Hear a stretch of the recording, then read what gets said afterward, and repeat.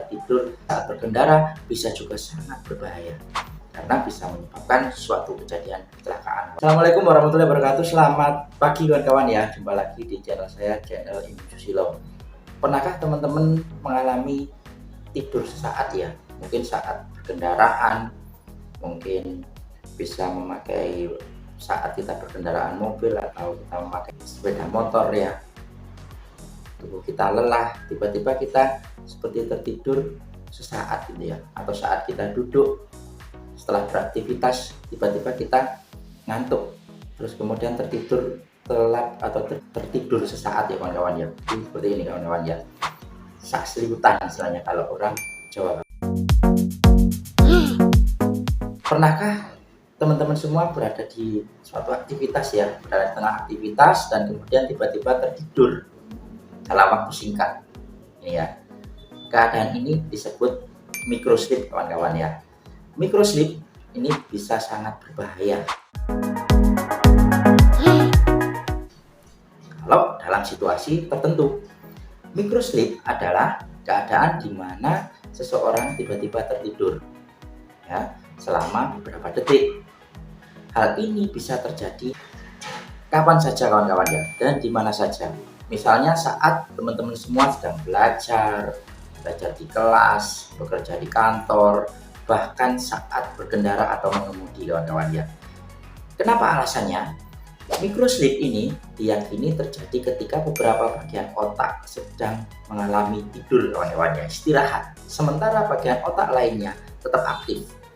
Salah satu bagian otak yang tidak aktif saat microsleep adalah bagian yang memproses suara kawan-kawan ya, voice. Karena itu, orang dengan kondisi ini tidak menjawab panggilan. Microsleep beresiko bagi orang yang sangat mengantuk tetapi tidak tidur. Hal ini juga dapat terjadi kapan saja, misalkan seperti penderita insomnia, seperti pekerja malam, atau penderita insomnia sendiri. Apa yang terjadi sebenarnya pada saat microsleep kawan-kawan ya? Sebelum tertidur ada tanda-tanda sulit membuka mata dan sering menguap ya. Umumnya orang yang mengalami microsleep ini juga mengalami gejala seperti yaitu kehilangan fokus, jadi tidak mendengarkan percakapan orang lain, tidak ingat terjadi 1-2 menit yang lalu, jatuhkan benda yang dipegang, hilangnya kontrol postural ya, tiba-tiba benda jatuh saat di tangan ya, kepala tiba-tiba jatuh ya. Microsleep tidak berbahaya jika terjadi saat teman-teman sedang bersantai mungkin ya di meja, di sofa, menonton film ya saat larut malam. Namun ini bisa menjadi masalah jika teman-teman semua tertidur saat rapat di kantor ya. Padahal jika terjadi saat berkendara bisa juga sangat berbahaya karena bisa menyebabkan suatu kejadian kecelakaan. Oleh karena itu microsleep ini harus dicegah kawan-kawan ya, atau dipantau agar tidak mengganggu keselamatan atau mempengaruhi produktivitas teman-teman semua. Metodenya apa sih untuk mencegah microsleep ini? Mungkin pertama, saat di rumah usahakan tidur secara cukup kawan-kawan ya, setiap malamnya, yaitu sekitar 7 atau 8 jam. Jangan minum berkafein atau beralkohol sebelum tidur. Usahakan minum banyak air kawan-kawan ya, matikan lampu di kamar, dan buat diri kita senyaman mungkin. Sesuaikan suhu ruangan agar tidak terlalu dingin atau juga tidak terlalu panas. Ketika berkendara atau mengemudi, hindari mengemudi saat mengantuk. Istirahat saja kalau memang mengantuk ya kawan-kawan.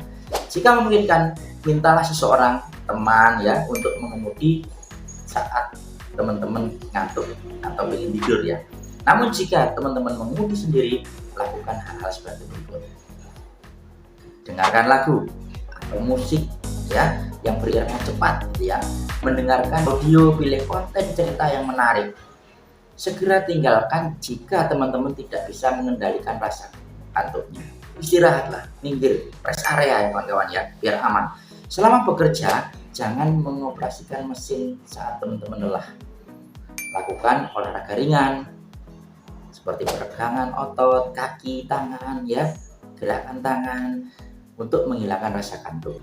Cuci muka atau bicarakan pekerjaan dengan teman-teman atau rekan kantor untuk menghilangkan rasa kantuk. Gelombang mikro hanya bertahan hanya beberapa detik kawan-kawan ya.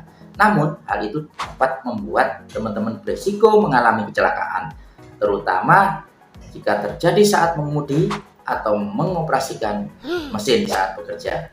Jadi teman-teman usahakan untuk tidur yang cukup sebelum melakukan sesuatu yang berbahaya atau membutuhkan konsentrasi.